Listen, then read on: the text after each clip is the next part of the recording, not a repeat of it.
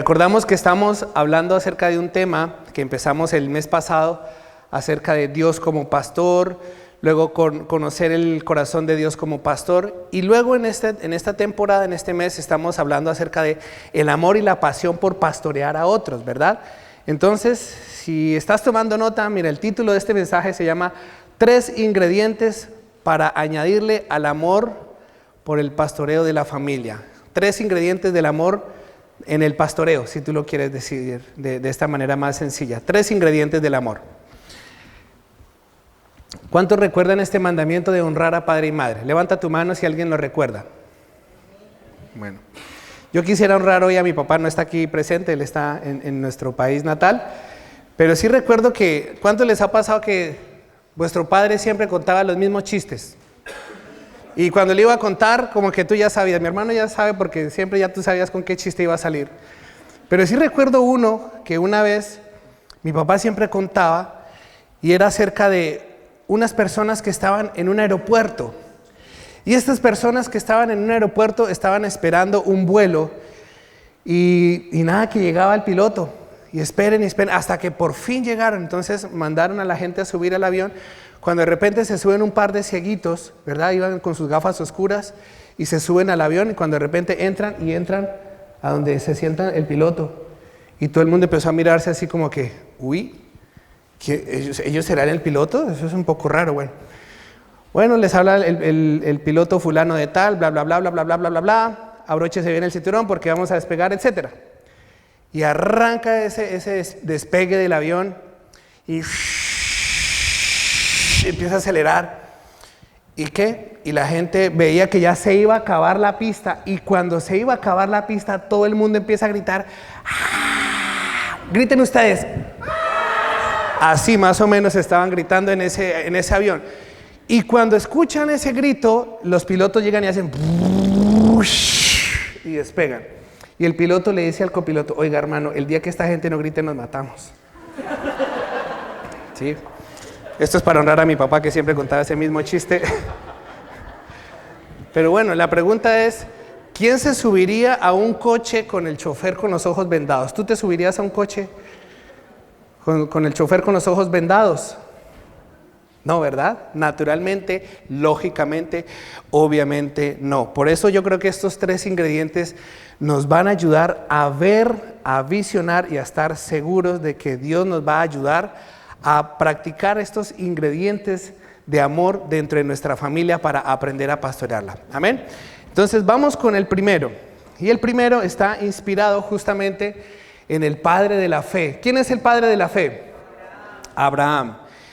Y inspirado en esta historia de esta familia, he sacado estos 3 ingredientes y el primero, vamos a leer Génesis capítulo 12 desde el versículo 1 al 5, porque el primer ingrediente ya lo voy a mencionar después de que terminemos de leer el texto bíblico. Génesis capítulo 12, versículo 1 al 5 dice así: el Señor había dicho a Abraham, vete de tu tierra, de tu parentela y de la casa de tu padre a la tierra que te mostraré. Haré de ti una nación grande y te bendeciré. Engrandeceré tu nombre y serás bendición. Bendeciré a los que te bendigan y a los que te maldigan, maldeciré. Y serán benditas en ti todas las familias de la tierra. Di conmigo, todas las familias de la tierra. Muy bien, se fue Abraham como el Señor le había dicho y con él se puso en camino Lot. Tenía Abraham 75 años de edad cuando salió de Harán. Tomó pues Abraham a Sarai su mujer y a Lot, hijo de su hermano, y todos los bienes que habían ganado y las personas que habían adquirido en Harán, y salieron para ir a tierra de Canaán, y llegaron a Canaán. Y el primer ingrediente que nosotros podemos, debemos y necesitamos desarrollar como elemento fundamental, básico, pero que nos va a ayudar a ser eficaces en cómo pastorear con amor a nuestra familia es visión. Di conmigo, visión. Y la visión tiene que ver con algo que es espiritual, pero que se va a traducir también en algo natural. Muchas personas visionarias soñaron con volar, Muchas personas visionarias soñaron con hacer los procesos más rápido. Muchas personas visionarias soñaron con algo, ¿verdad? Y eso tiene que ver con los sueños que Dios pone en el corazón del hombre y en la mente del hombre, ¿verdad? Entonces fíjate que desde el punto de vista espiritual hay una promesa que no hace acepción de personas, que no tiene que ver con que si soy alto, gordo, bajito, de aquí, de allá, no tiene nada que ver. Tiene que ver con la fe de tu corazón. Y cuando esa fe de tu corazón está viva, está activa, tú puedes recibir esa visión y esa promesa. Porque cuando hay visión, hay promesa. Amén. Di conmigo, cuando hay visión, hay promesa de Dios para tu familia. Así es. Entonces, fíjate que en Hechos capítulo 2, versículos 17 y 18, el apóstol Pedro, cuando están reunidos en este momento de Pentecostés, habla acerca de un cumplimiento de una visión que le había dado muchos años antes atrás al profeta Joel. Y dice Hechos 2, 17 y 18 lo siguiente: en los últimos días, dice Dios, derramaré mi espíritu sobre toda la gente. Sus hijos e hijas profetizarán, sus jóvenes tendrán visiones y sus ancianos tendrán sueños.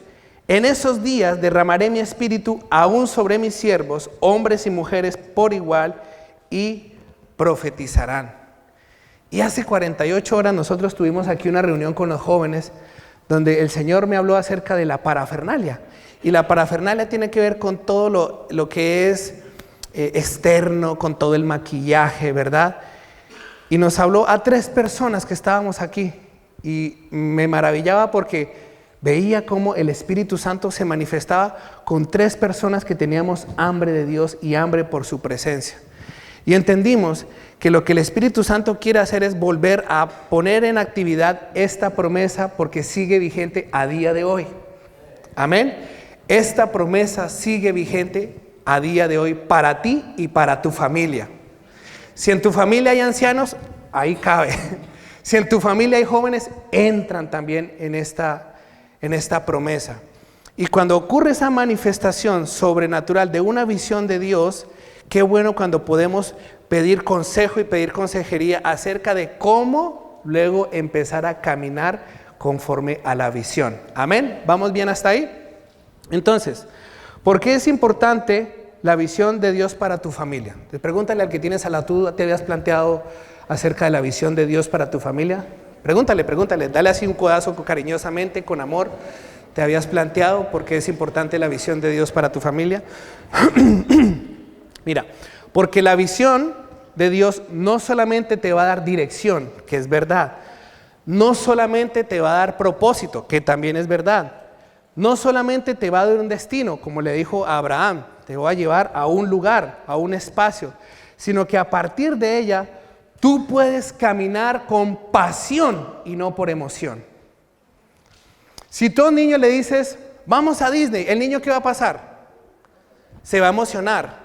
Pero si de repente ese viaje se frustra, tenemos un frustrado y un decepcionado más en la casa, ¿verdad? Pero cuando Dios habla, la visión de Dios sí o sí se cumple. Amén. Cuando Dios habla y hay un corazón que quiere caminar esa visión, sí o sí va a haber cumplimiento. Entonces, ¿qué diferencia hay entre pasión y emoción? Que la emoción tiene que ver con los sentimientos, con lo almático. Siento a Dios, no siento a Dios. Siento a Dios, no siento a Dios. Y así es la vida, digamos, en el Evangelio, ¿verdad? Pero qué diferente cuando Dios trae una visión a tu vida, impacta tu mente, impacta tu corazón, y entonces cuando el impacto de la visión de Dios toma tu vida cobra pasión. Di conmigo, pasión. La pasión, ¿qué significa? Que tú serías capaz de hacer lo mismo todos los días de tu vida sin que te canses. Porque te apasiona tanto que desbordas y haces lo que sea, tumbas muros, haces lo que sea, porque te apasiona de tal manera que serías capaz de hacer lo mismo todos los días de tu vida. Amén. ¿Habrá algún apasionado aquí esta mañana? Ojalá. Y si no tienes pasión, puede ser porque te hace falta visión. Amén. Ahora, de forma práctica, ¿será que eso se puede desarrollar para cada familia? Pregúntale al de al lado, ¿tú qué crees, qué piensas, qué opinas? Me interesa hacer un poquito de chisme santo. Cuéntame, ¿tú qué piensas, qué opinas? ¿Crees que Dios está interesado en la visión para tu familia? Claro que sí. ¿Cuántos ojos tenemos? 2. ¿Qué pasa cuando un ojo mira para allá y otro mira para acá? Tambiscos, bilochos, dicen en otra nación, ¿verdad? Lo que sea. Pero se ve doble, y cuando hay una visión doble no hay una claridad de para dónde es que hay que ir, si es para aquí o para allá, ¿verdad? Y pueden haber grandes desastres. Pero ¿cuántos quisieran aprender a caminar con Dios? Si Dios ve una cosa y tú ves lo mismo, caminar de acuerdo con Dios. ¿Cuántos quisieran? Yo soy el primero que todos los días lo anhelo. Por eso me levanto temprano a decir, Señor, muéstrame para este día qué hay. Muéstrame qué visión tienes para este día. Y entonces día tras día me renuevo en su misericordia para ver lo que Dios quiere establecer y activar, mover, corregir, disciplinar, amar o empoderar. Todo eso hace Dios en un momentito, cuando yo me apasiono por su presencia. Amén. Entonces, el profeta Amós, capítulo 3, versículo 3, hacía esta pregunta: ¿andarán dos juntos si no están de acuerdo? ¿Andarán dos juntos si no están de acuerdo? Entonces, un primer paso para desarrollar esa visión es que yo me tengo que poner de acuerdo con Dios. Amén. ¿No estás de acuerdo? Ese es un primer paso básico, sencillo, que me va a ayudar en una restauración de cómo yo puedo recibir una visión de Dios para mi vida, para mi familia, matrimonio, hijos, etcétera, etcétera. O para una ciudad o incluso para una nación. Así de amplio puede ser una visión cuando Dios se quiere manifestar a través de gente imperfecta como tú y como yo, ¿verdad? Entonces, Proverbios capítulo 29, 18 dice lo siguiente: cuando la gente no acepta la dirección divina, yo estoy leyendo la Nueva Traducción Viviente, cuando la gente no acepta la dirección divina, se desenfrena, pero el que obedece la ley es alegre. O sea, el que obedece, en otras palabras, la voz de Dios, está dichoso, está pleno, está gozoso, porque sabe para dónde va y sabe sobre todo quién le dio esa visión. Amén. Así que esto es muy básico y es importante porque incluso dentro del matrimonio o dentro de las familias, en un matrimonio naturalmente son una sola carne, pero generalmente las fricciones y las diferencias vienen por las diferencias de las percepciones. Y asimismo, en cualquier relación donde haya seres humanos, la mayoría de conflictos van a venir por la diferencia de las percepciones. Ahora, aprender a soportar esas diferencias de percepciones es lo que a ti te va a ayudar a madurar y a crecer. Y a no echarte para atrás, aun cuando hayan conflictos, aun cuando hayan diferencias, sino que esos conflictos y diferencias son los que Dios permite para que tú crezcas. No para que tú te eches por tierra y digas, no, pues ya no hay nada que hacer porque hasta Dios me abandonó. No. Una diferencia de percepción nos puede llevar muchas veces por impaciencia, por ejemplo, a un divorcio, a no aceptar un proceso e irme antes de tiempo. El que está cocinando me entiende, ¿verdad? Sacar del horno antes de tiempo algo que no estaba todavía listo y necesita otra vez tal vez volver a meterse en el horno.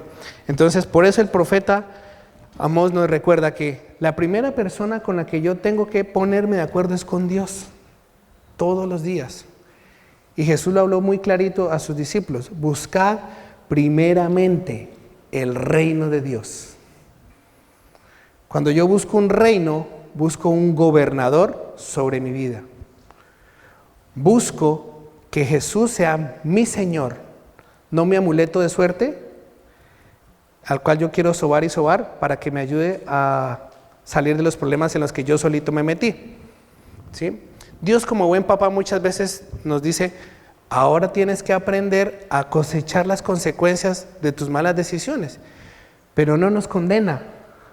Sencillamente nos dice: aprende, sacúdete, levántate y sigue. ¿Amén? ¿Están de acuerdo con el Señor? Aunque no estés de acuerdo conmigo, tú ponte de acuerdo con Dios. ¿Amén?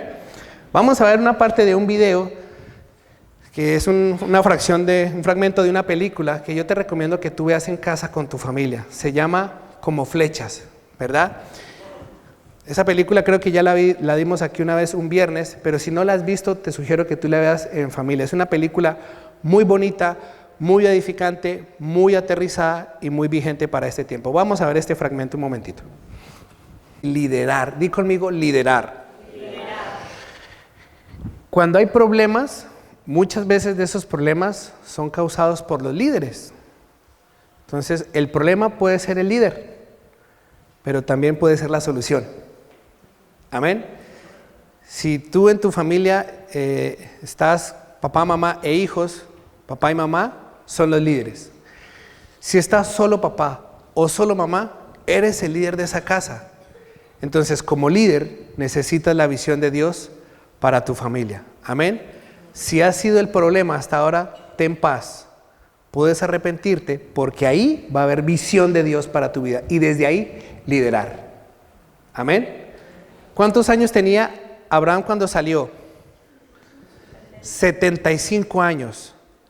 No hay excusa para no recibir visión de Dios, porque la edad no es excusa.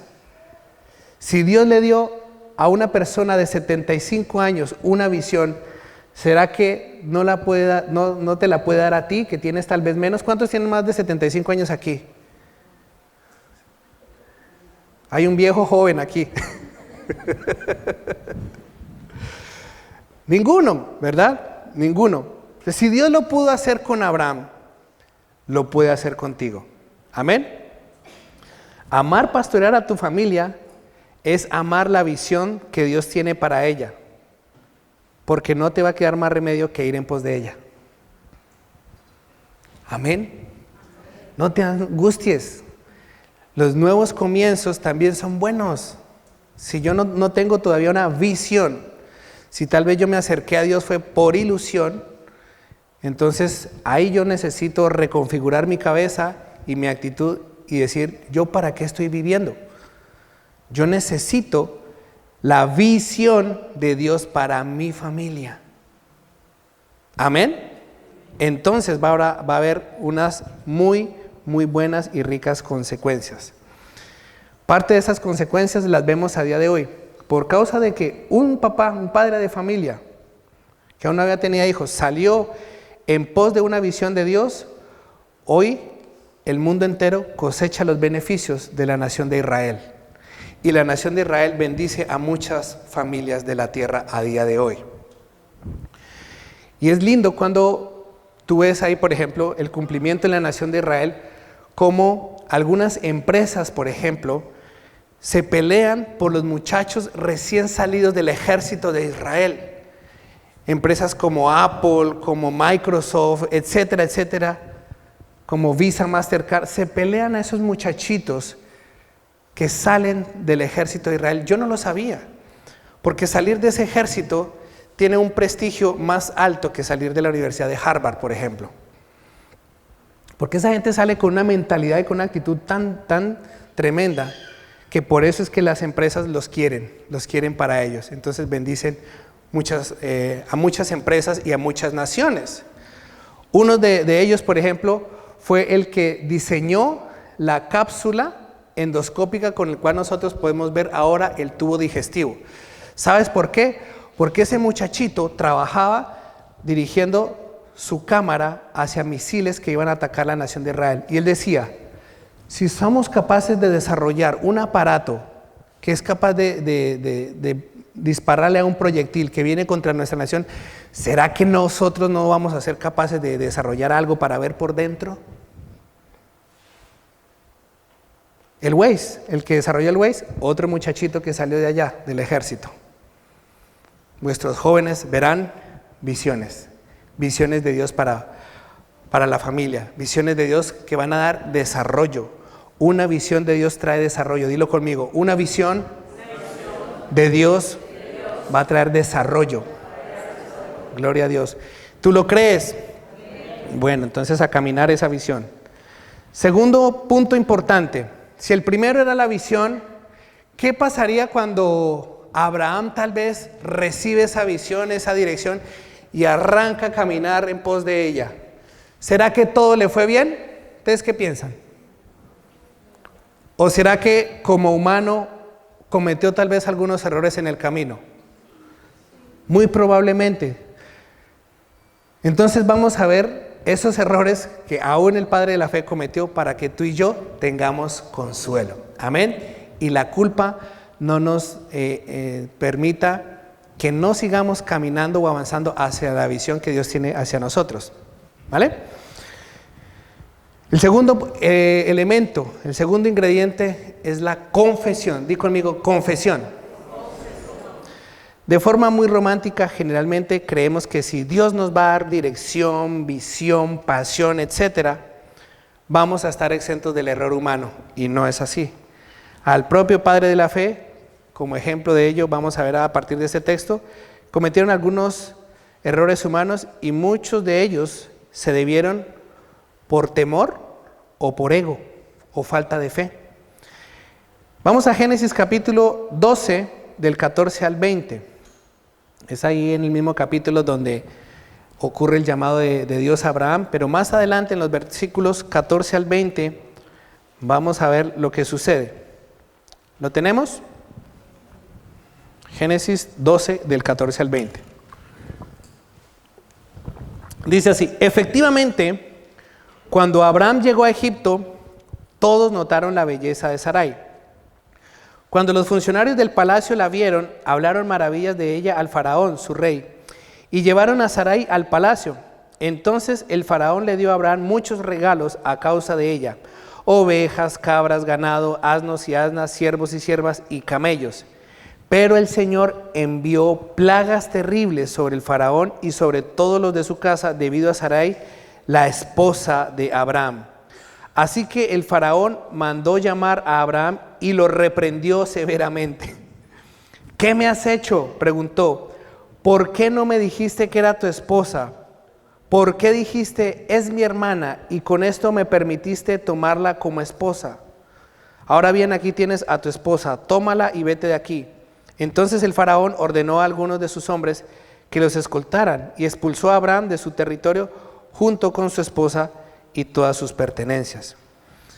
Y vemos aquí que hay un proceder muy parecido al proceder de Satanás al principio, porque Satanás a punta de medias verdades convenció a Eva, y Abraham a punta de medias verdades convenció a su esposa, y los dos cosecharon esta no honrosa situación, sino una incómoda situación de que el primero faraón no les habló amablemente, sino que los reprendió. ¿A cuánto nos gusta ser reprendidos? Bueno, no hay masoquistas aquí, gracias a Dios, ¿verdad? No nos gusta, por naturaleza humana, eso es así, eso es normal. Pero vemos que ellos cosecharon esa consecuencia, y qué bueno cuando nosotros aprendemos primero a cosechar las consecuencias, decir, sí, tengo que cosechar las consecuencias, pero no me quedo en eso. Sencillamente me sacudo, me levanto y vuelvo a retomar la visión. Amén. Eso es apenas lo lógico. Es bueno considerar este caso familiar, porque personalmente a mí me trae mucha enseñanza. Aquí en este texto no dice que Abraham confesara, ¿sí o no? Abraham no confesó, pero sí tuvo la oportunidad. Y eso me habla también a veces de intencionalmente cómo nosotros generamos oportunidades de confesión. La primera oportunidad es que tú vuelvas a confesar tu pecado a Dios. Pero tiene que haber confesión. Amén. Es un primer paso para una restauración. Este paso es necesario para todo hijo de Dios que una vez recibió promesa, que una vez recibió palabra, etcétera, pero en el camino se equivocó. Ok, te equivocaste, ve a Dios, confiésalo, sacúdete y sigue. Amén. No te quedes en el libro de Lamentaciones. Ve a los hechos. Da un salto alto. Amén. Da un salto de progreso. Ahora, ¿Por qué digo que es interesante considerar este caso para estudiarlo? Abraham no dice que confesara, pero veamos cómo su hijo tiene la oportunidad de practicar algo que tal vez sus padres no practicaron tanto. ¿Cómo se llamaba el hijo de Abraham? Isaac, ¿verdad? Entonces, vamos a ver lo que le pasó a Isaac en Génesis 26 del 1 al 11.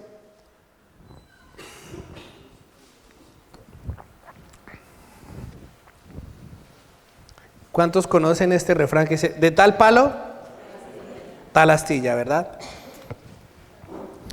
Génesis 26 del 1 al 11, dice así: un hambre terrible azotó la tierra, como había ocurrido antes en tiempos de Abraham.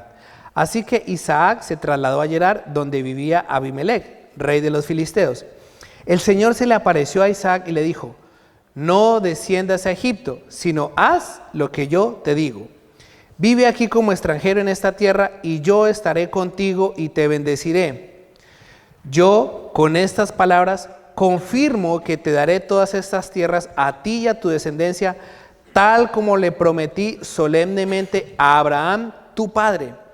Haré que tus descendientes sean tan numerosos como las estrellas de los cielos, y les daré todas estas tierras. Y mediante tu descendencia, todas las naciones de la tierra serán bendecidas. Yo haré esto porque Abraham me escuchó y obedeció todos mis requisitos, mandatos, decretos e instrucciones. Entonces Isaac se quedó en Gerar. Cuando los hombres que vivían allí le preguntaron a Isaac acerca de Rebeca, su esposa, él dijo: es mi hermana. Tenía temor de decir: ella es mi esposa, porque pensó: me matarán para conseguirla, pues es muy hermosa. Pero tiempo después, Abimelec, rey de los filisteos, miró por la ventana y vio a Isaac acariciando a Rebeca. Al instante, Abimelec mandó a llamar a Isaac y exclamó: es evidente que ella es tu esposa. ¿Por qué dijiste es mi hermana? Porque tuve temor de que alguien me matara para quitármela, contestó Isaac. ¿Cómo pudiste hacernos semejante cosa?, exclamó Abimelec. Uno de mis hombres bien podría haber tomado a tu esposa para dormir con ella, y tú nos habrías hecho culpables de un gran pecado. Entonces Abimelec dio esta orden a todo el pueblo: cualquiera que toque a este hombre o a su esposa será ejecutado. Y vemos que a veces, y esto pasa en las familias, esto pasa en todas las familias, frecuentemente no se confiesa, y puede ser por varias razones, que todos necesitamos chequear con honestidad. Por orgullo, ¿verdad? Piénsalo un momento, a veces por orgullo no quieres confesar algo. Por vergüenza, porque da vergüenza, da mucha vergüenza a veces tener que confesar algo. Por temor a sentirnos juzgados, ¿verdad? Por temor a sentirnos condenados, por temor a la pérdida de una falsa estabilidad y más bien aparentar, etcétera, etcétera.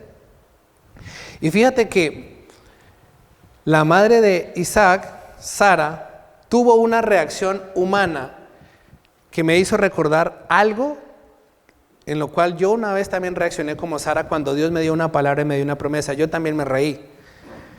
Génesis 18, del 13 al 15, dice así: entonces el Señor le dijo a Abraham: ¿por qué se rió Sara y dijo: ¿acaso puede una mujer vieja como yo tener un bebé? ¿Existe algo demasiado difícil para el Señor? Regresaré dentro de un año y Sara tendrá un hijo. Sara tuvo miedo, por eso lo negó. Yo no me reí, pero el Señor dijo: no es cierto, sí te reíste. Dios a veces necesita confrontarnos de esta manera. No es cierto. ¿Cuál es la verdad que hay en tu corazón? No es cierto. No podemos engañar a Dios. No es cierto, etcétera, etcétera, etcétera. Por eso la confesión es uno de los ejercicios más sanos que podemos y debemos practicar en la presencia de Dios. No conozco la primera persona que una vez que confesó su pecado y se arrepintió salió peor de allí, sino todo lo contrario. Y cuando a veces siente la necesidad de compartirlo con alguien que le ayude a resolver el conflicto que le generó, Cuando lo logró solucionar, hay gloria de Dios en esa vida. Hay restauración, hay esperanza y no hay más condenación. Amén. Esa fue la actitud de Jesús. Y esa debe ser nuestra actitud también a día de hoy. Amén, iglesia. Así que vamos un momento a ver en el Nuevo Testamento, en la primera carta de Juan, capítulo 1, versículos 8 y 9. Porque si queremos todos entrar en un camino de restauración, en un camino de segunda oportunidad, en un camino de sanidad, es bueno que atendamos a estos versículos. Dice, primera de Juan capítulo 1, versículos 8 y 9, voy a leer la Nueva Traducción Viviente, dice, si afirmamos que no tenemos pecado, lo único que hacemos es engañarnos a nosotros mismos y no vivimos en la verdad. Pero si confesamos nuestros pecados a Dios, ahí está el orden. Pero si confesamos nuestros pecados a Dios, Él es fiel y justo para perdonarnos nuestros pecados y limpiarnos de toda nuestra maldad.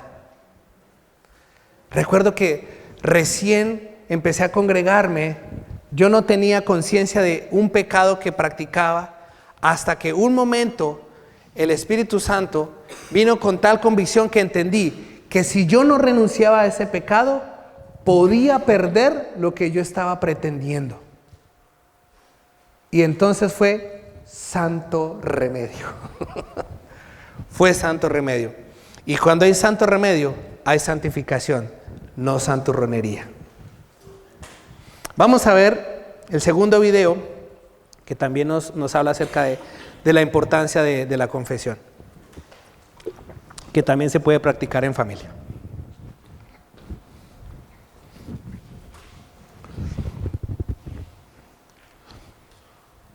Amar, pastorear a otros. ¿Estaba el pastor ahí? No, pero estaba un buen amigo. El buen amigo es el que quiere acercarte al corazón de Dios, porque su corazón quiere estar en la misma sintonía. Amén. Y yo creo que las familias de esta casa pueden tener, y todos podemos y debemos desarrollar esa virtud. Animar a otros, estimularnos todos al amor y a las buenas obras. Este amigo le estaba diciendo, es bueno que vayamos a recibir capacitación acerca de la paternidad y del funcionamiento de la familia, etc. Es bueno desarrollar un estudio bíblico enfocado en eso. Es bueno alinearnos a lo que en la iglesia se está hablando. No lo que a mí me parezca, no. Es bueno aprender a alinearse. Amén. Porque, repito, en la visión no vamos a estar viscos, uno mirando para allá y otro para allá, sino que hay una visión y por ese carril yo me voy a encaminar porque es donde Dios quiere que camine. El que confiesa sus pecados a Dios no se va a escandalizar cuando su hijo le confiese los suyos. Amén. Si tú aprendes a confesar tus pecados, vas a aprender a dejar de escandalizarte cuando tu hijo te confiese a ti sus pecados. Y en esto entra también la sanidad interior, obviamente. Porque a veces no le confesamos a nuestros papás por temor al castigo tal vez físico. Y entonces lo que nos quedó grabado en el chip es, si yo confieso, tabla, o regla, o cachetada, o cinturón, qué sé yo, cinto, etcétera, ¿verdad? Si me pillan, lo que estaba expresando este papá, aprendieron de nosotros es a ocultar, no a resolver.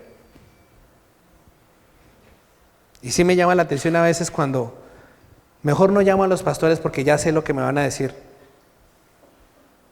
Ese argumento no vale.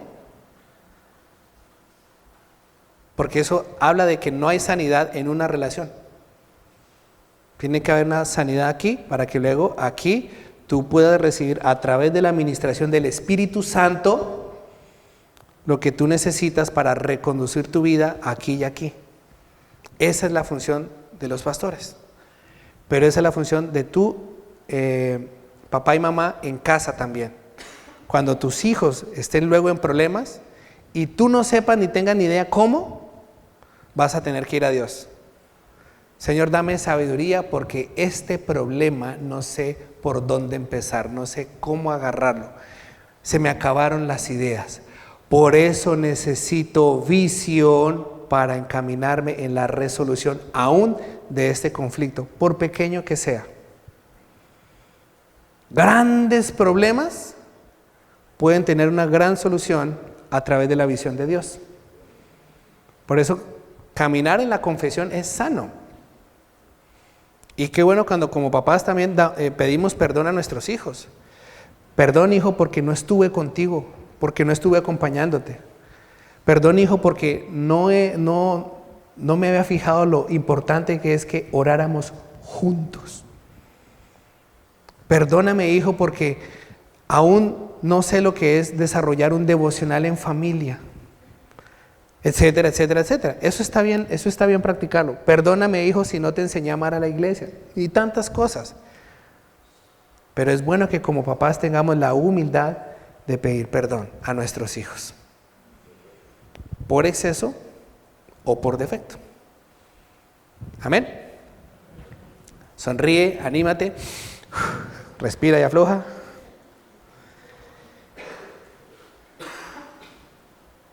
¿Quieren que confiese? Mira que sois cotillas, pero bueno, yo estoy aprendiendo a tenerles cada vez más paciencia porque Dios pone el amor para ello. El que confiesa su pecado a Dios no se va a escandalizar cuando su hijo le confiese los suyos. La actitud de Jesús siempre fue querer levantar en victoria al caído. Amén. Él mismo lo dijo, van a venir los tropiezos, pero hay de aquel por el que vinieron los tropiezos, que nosotros no seamos tropiezos para los demás. Por eso tenemos que cuidarnos, pero si nos hemos equivocado, arrepentirnos y reconducir. ¿Cómo se puede aprender a desarrollar esta virtud? Pues está escrito de forma clara, ¿sí? Porque tiene que ver con la parte relacional.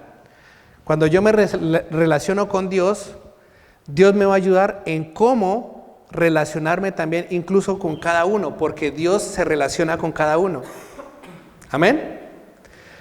Si tú tienes en tu mano 5 dedos, ¿todos los dedos son iguales? No, ¿verdad? Y ayer justamente que estaba en el trabajo y había una persona que me estaba contando una situación, una problemática familiar, y yo le decía, Señor, ¿qué se le puede decir a esta mamá? Y de repente vino sabiduría del cielo y por medio de una mano vino una ilustración, porque ¿cuál era la problemática? Que uno de sus hijos tenía celos del otro porque decía que lo amaba más, porque sencillamente el niño que tenía más dificultades se estaban enfocando en ese niño. Entonces el otro niño se estaba sintiendo, o niña, se estaba sintiendo como desplazada. Y de repente recuerdo que vino a mi mente esta ilustración. Todos pongan así su mano delante de ustedes. Pongan su mano y mírala. Muevan los dedos. Muévanlos, obedezcan. Mueve los dedos. Ahora yo te hago una pregunta. ¿Cuál de estos dedos te arrancarías tú? Ninguno, ¿verdad? ¿Tú amas tus dedos? Asimismo, un papá y una mamá le puede decir, hijo, tú eres este dedo y tu otro hermanito es tu otro dedo. A ninguno amo más que el otro. Sencillamente, si esta argolla, por ejemplo, me está apretando, yo tengo que enfocarme por un tiempo, pero no quiere decir que yo no te ame a ti. Amén. Eso es un ejemplo de cómo cualquier conflicto nos debe obligar a buscar visión y dirección, incluso hasta confesión, porque ahí la mamá también puede ser sabia. Hijo, si te has sentido así, perdóname, yo no he dejado de amarte. Y con esas sencillas palabras, tú puedes reconducir el corazón de ese hijo. Tú puedes decirle, hijo, no tienes por qué sentirse, yo a ti también te amo. A ti también te amo. Yo no tengo favoritos, sino que tengo diferentes niveles de responsabilidad con cada uno, y unos me dan más trabajo que otros. Amén. Y eso pasa también en la familia de Dios. Unos dan más trabajo que otros. Pero qué lindo cuando Dios nos ayuda a ver a las personas como Él las ve. Yo recuerdo una vez fui yo con mi queja, ¿verdad? Señor, pero es que, mira, fulano, fulana, ta. ¿Y sabes lo que me respondió el Señor? ¿Quieren saber o no? Sí. Sois cotillas. Bueno, en fin. El Señor me dijo lo siguiente: esta persona es como tu Santo Tomás, como tu Tomás. Incrédulo, escéptico, aguafiestas. Pero ¿cómo terminó Tomás? Fue capaz de dar su vida por Cristo. Entonces, un comienzo no fue el mismo a cómo terminó Tomás. Al principio Tomás no era un discípulo ejemplar, pero terminó siéndolo por la manera como murió por Cristo. Y cuando Dios me dio esa dirección, esa visión acerca de una persona que a mí me causaba carga en mi corazón, me causaba carga porque ¿qué hay en el corazón? Los sentimientos. Entonces los sentimientos de carga y de trabajo, yo tengo que aprender a despojarme de ellos, ser honesto con Dios. Dice, Señor, me está pasando con esta persona. Entonces Dios viene y me da revelación, deja de quejarte, no seas nenita, porque esa persona te está ayudando a crecer para que tú la ames. ¡Punto! Amén. Y en estos días, y se lo compartía esta mañana a mi cuñada, entendí algo tan fuerte pero tan poderoso, y es que la queja nuestra es un techo espiritual. Entre yo más hable queja, voy a dejar de crecer. Entre yo más me queje, Dios no tiene ningún problema en volver a repetirme la misma asignatura. Hasta que aprendamos. O te dejas de quejar y empiezas a agradecer, porque cuando empiezas a agradecer, empiezas a crecer. Síguete quejando por tu esposo, por tu marido, por tus hijos, por el gobierno, y verás cómo te estancaste. Síguete quejando y verás que te estancaste. Y empieza a agradecer y vas a empezar a crecer. Un versículo me cambió la mentalidad en estos días. Jesús fue llevado como cordero, ¿verdad?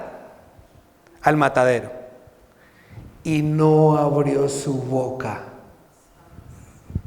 Es decir, no se quejó por ningún latigazo, por ningún escupitajo. Sencillamente no abrió su boca.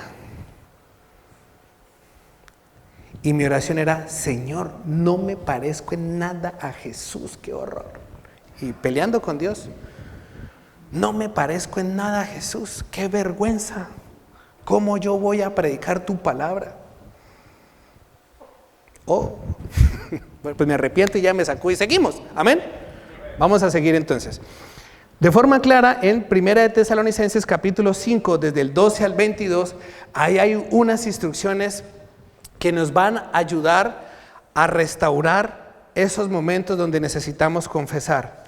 Amados hermanos, honren a sus líderes en la obra del Señor. Ellos trabajan arduamente entre ustedes y les dan orientación espiritual. Ténganles mucho respeto y de todo corazón demuéstrenles amor por la obra que realizan. Y esto me reargullía a mí. Dije, ¿cómo yo puedo practicar eso hacia mi pastora, Noemí? ¿Cómo yo lo puedo practicar? De muchas formas, de muchas maneras. Una sencilla llamada, honra. Una sencilla preocupación, ¿cómo estás de salud? Honra, ¿verdad? Sigamos. Ténganles mucho respeto y de todo corazón demuéstrenles amor por la obra que realizan. Y viven en paz unos con otros. Hermanos, les rogamos que amonesten a los perezosos. Hay que hacerlo. Amén. En tu propia casa, si hay alguien que está invadido de eso, practica esto. Amonesta, es decir, venga, levántese de la cama. Levántese. Aunque gruña, grite, chille, patalee, amonesta con autoridad. Porque si tú permites la pereza como un estilo de vida, tu hijo se va a rodear de otros más perezosos que él.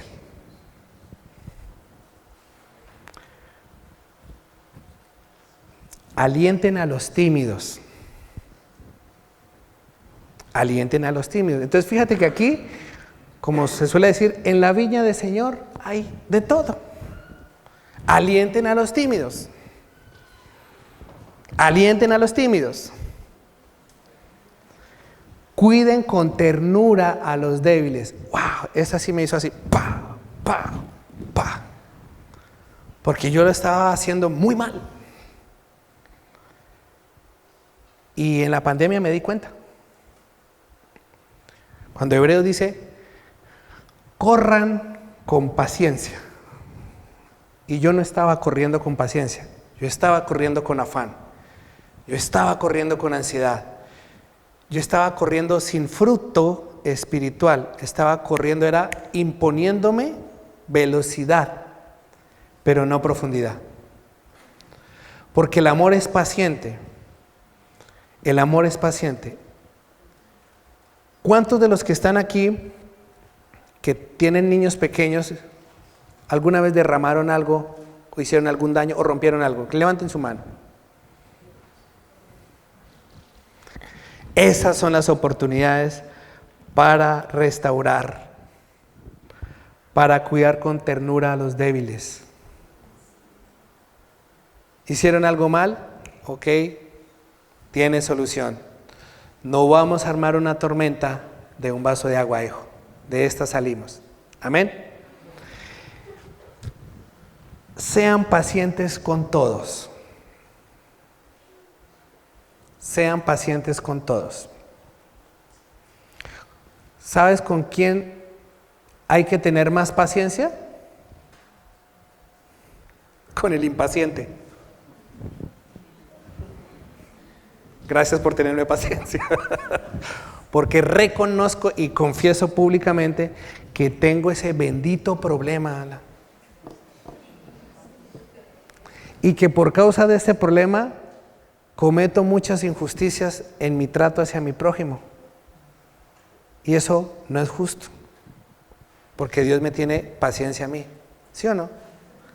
Entonces oren por mí y digan, Señor, ayúdale a que nos tenga paciencia.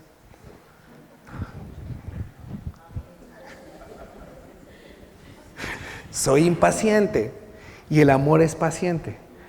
Entonces, qué bueno que nos chequemos el corazón para solucionar, para resolver.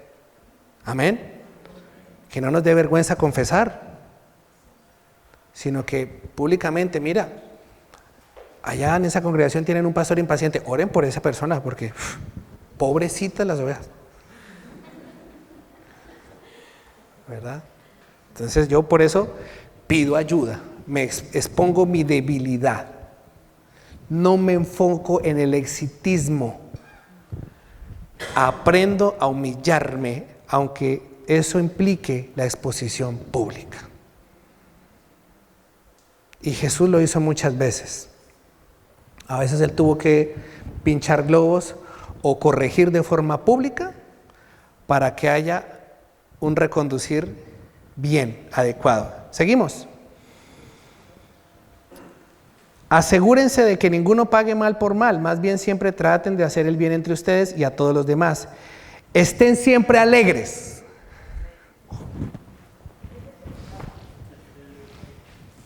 Otra vez confieso que he fallado, porque no siempre he estado alegre, pero es que lo dice tan claro, estén siempre alegres. Y a veces yo confieso, después de una guardia de 24 horas, mi carne no es que esté muy alegre, mi carne quiere irse a echarse a dormir. Pero mi espíritu me enseña a decir, aunque tu carne quiera dormir, vas a aprender a gozarte y a no quejarte. Punto. Entonces sí puedo aprender a estar siempre alegre. Y ahí sí puedo aprender a cantar con coherencia, danzando en cada temporada. Porque ya no es parafernalia, ya es algo que ocurrió dentro de mi corazón. Tengo que vivirlo primero yo. Y si no estoy haciendo es puro teatro. Amén. Nunca dejen de orar.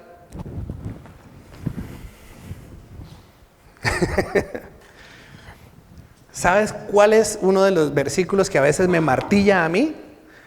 Esas cartas que Pablo escribe y dice, me acuerdo siempre en mis oraciones de todos. Y yo inmediatamente cojo el móvil y empiezo la lista de difusión. Señor, oro por este. Y luego después empiezo a pedirle al Señor, muéstrame cómo orar por fulano, por su y ya la vida de oración cambia y me arrepiento. Yo estaba distraído. Estaba enfocado en otra cosa. En vez de recibir dirección divina de cómo orar por su pueblo. Y me he tenido que arrepentir. Yo, Señor, perdóname por estar pensando en tonterías. ¿Me perdonan? Bueno, gloria a Dios. Sean agradecidos en toda circunstancia. Di conmigo, en toda. ¿Hay cosas que te incomodan? ¿Sí o no? ¿O solamente a mí me pasó? Sean agradecidos en toda circunstancia, porque todas las cosas obran para bien a los que amamos al Señor.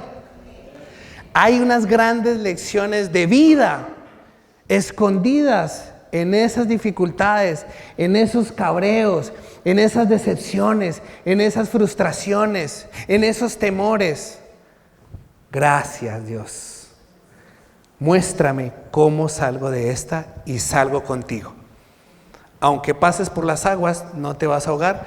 Aunque pases por el fuego, no te vas a quemar. Pero que pasas con Dios, pasas y sales adelante. Amén. Amén. Gloria a Dios. Sean agradecidos en toda circunstancia, pues esta es la voluntad de Dios para ustedes, los que pertenecen a Cristo Jesús. No apaguen al Espíritu Santo.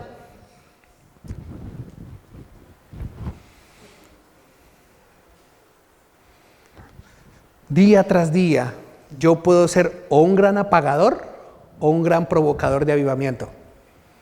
Eso es una decisión, no es más. ¿Sí o no? Yo puedo decidir, ¿qué soy? ¿Un gran apagador del Espíritu Santo? La lógica, la costumbre, el cansancio, la carne, eso es apagar al Espíritu Santo. Eso es el terreno para supongamos que el Espíritu Santo está en esa chimenea. Yo cojo un balde de agua y un cubo de agua y lo apago. Lo apago porque lo apago. Pero eso requirió decisión. Entonces, en vez de apagarlo, puedo avivarlo. Y conmigo, avivarlo. ¿Quieres avivar a alguien? ¡Avívate! ¡Avívate! Y conmigo, ¡avívame, Señor! ¡Avívame, Señor! Ahora quieres aprender a crecer de forma práctica en ser un avivador de atmósferas. Otra vez, ¡avívame, Señor! ¡Avívame, Señor! Ahora coge al hermano que tienes al lado y sacúdelo. ¡Avívate! Eso, mira, están vivos, con cariño, con ternura a los débiles.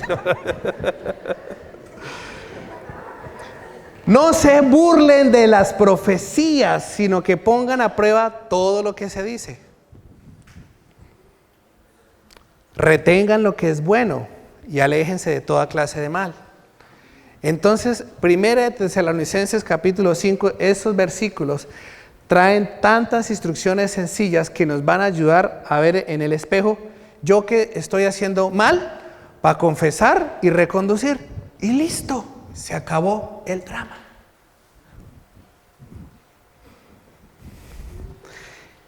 Y el tercer ingrediente,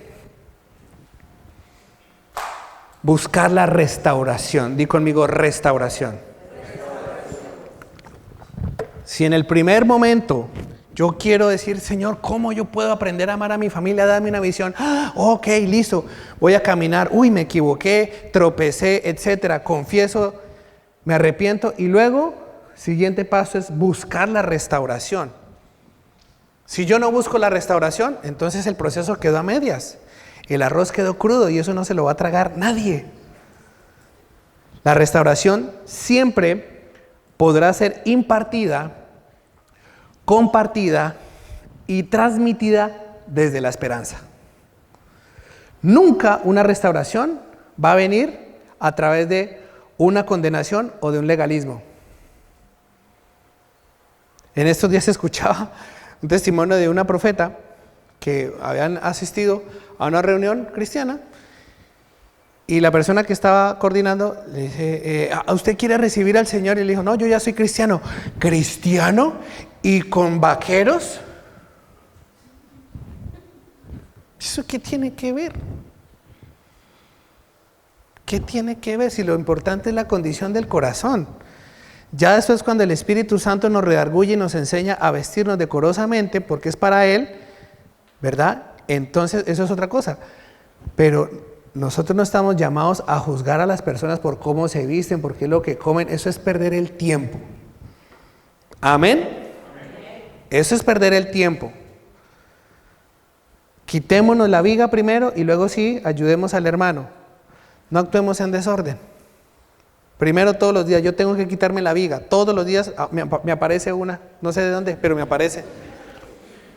Es como si tuviera una cantera, una fábrica, ¿verdad? Hasta podría fabricar pellets ahí de tanto que sale y sale y sale y sale, hasta que Dios tenga misericordia de mí y me lleve a su presencia. Pero bueno, la restauración siempre podrá ser impartida. Di conmigo, impartición.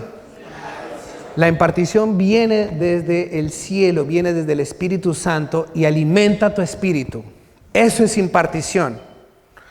Cuando no hay impartición, hay solo compartir información. Esto dice la letra, pero si no hay espíritu, la gente no es tonta y no se va a dejar engañar. Porque cuando hay espíritu, la gente quiere más, porque hay hambre de Dios. Dios da el espíritu sin medida. Amén. Entonces, Él no tiene problema de hablarle a 100, a 20 millones a la vez. Dios es así. Él puede impartir con tanta generosidad que no importa el vaso que quiera usar. Importa es que Dios se lleve la gloria. Compartida, por supuesto. Una restauración compartida, qué mejor ejemplo que escuchar testimonios que personas que antes estaban consumidas en la droga, en la pornografía, en la vagabundería, en las borracheras, todo eso, se convirtieron, lo abandonaron y ahora su vida está en orden y le da gloria a Dios. La restauración entonces puede ser compartida. Una persona que sufrió abandono, rechazo, burlas, etcétera, sanó su corazón en Dios, ¿qué va a hacer? Va a ayudar a otros a salir de ahí, porque puede compartir la gracia que Dios le dio. De gracia recibimos, de gracia damos. Eso es amor por pastorear a la familia.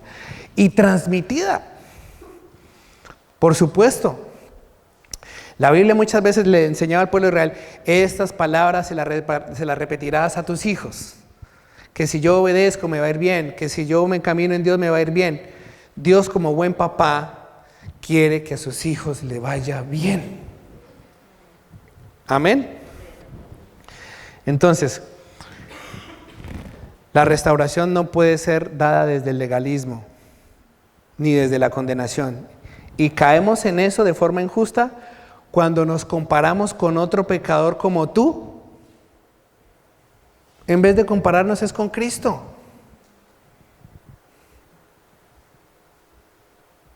Comparémonos con Cristo. Y si alguien está mal, re mal, pero recontra mal, vaya y ayúdelo a levantarse. No lo hundamos más. Amén.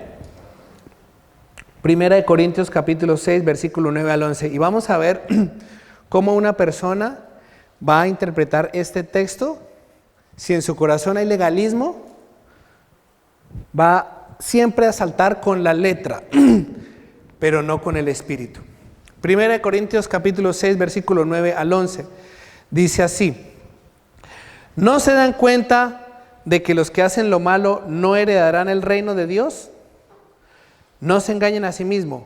Los que se entregan al pecado sexual o rinden culto a ídolos o cometen adulterio o son prostitutos o practican la homosexualidad o son ladrones o avaros o borrachos o insultan o estafan a la gente, ninguno de esos heredará el reino de Dios. Un legalista se queda hasta ahí y no lee lo de abajo. Un legalista va a coger este texto bíblico y va a salir a la calle a condenar, a señalar.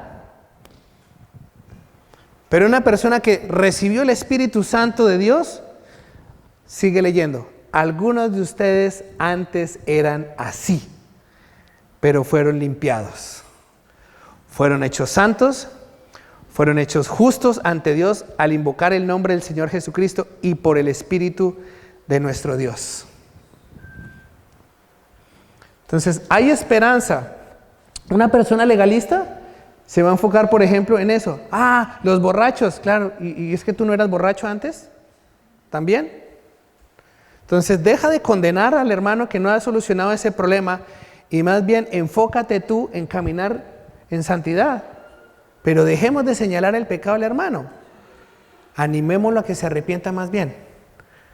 Con la impartición, con compartir y con transmitir. Amén. La restauración, la esperanza. Algunos de ustedes antes eran así. Eran pasado, antes de Cristo. No importa el pecado, importa es que tú te arrepientas de corazón. A Jesús le gustan las malas compañías.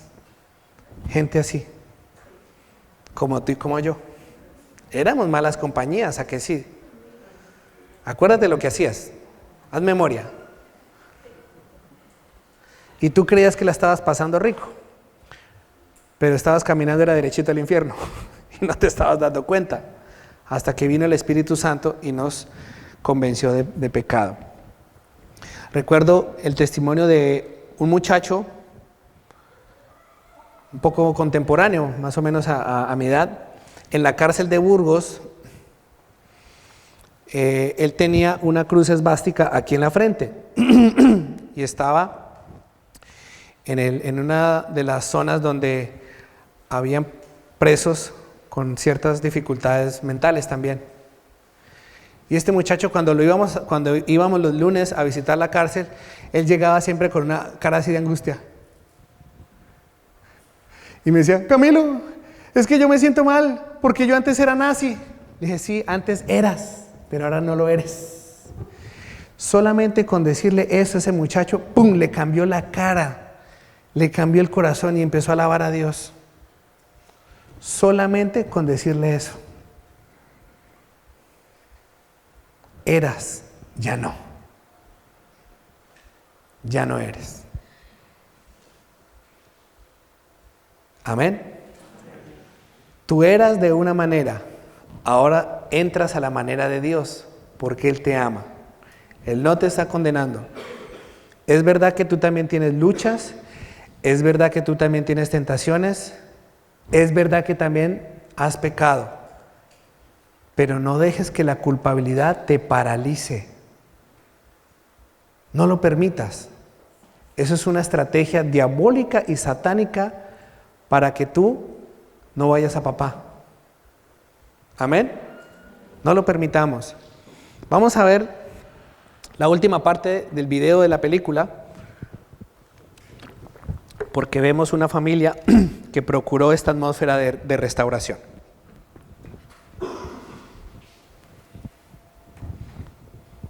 El Antiguo Testamento termina con el profeta Malaquías. Malaquías capítulo 4, versículos 5 y 6 dice: miren, les envío al profeta Elías antes de que llegue el gran y terrible día del Señor.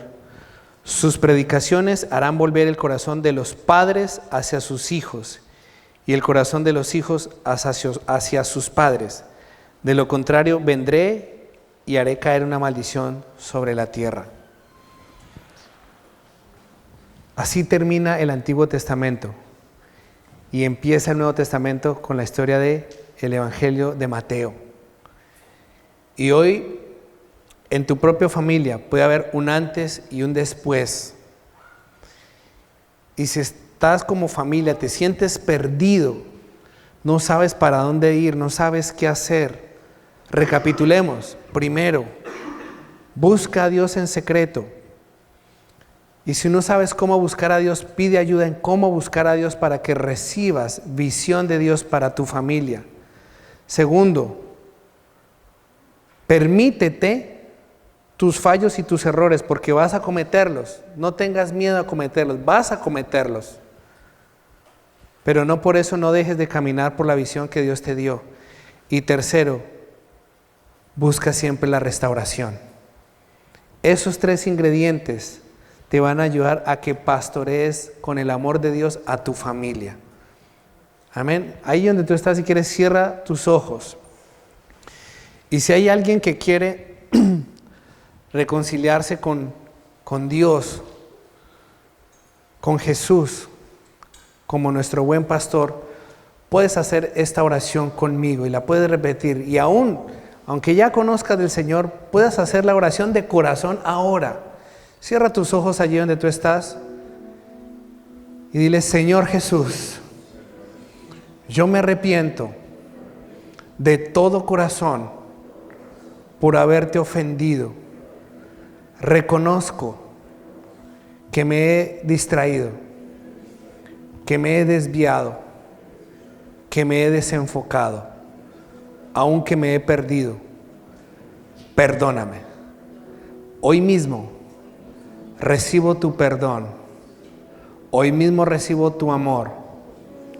Hoy mismo recibo esperanza, porque vuelvo a mi Padre, al Padre Celestial, que me ama.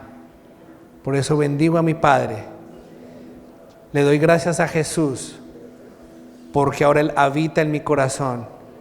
Y le doy gracias, porque Él me provee al Espíritu Santo, con quien puedo relacionarme también todos los días de mi vida.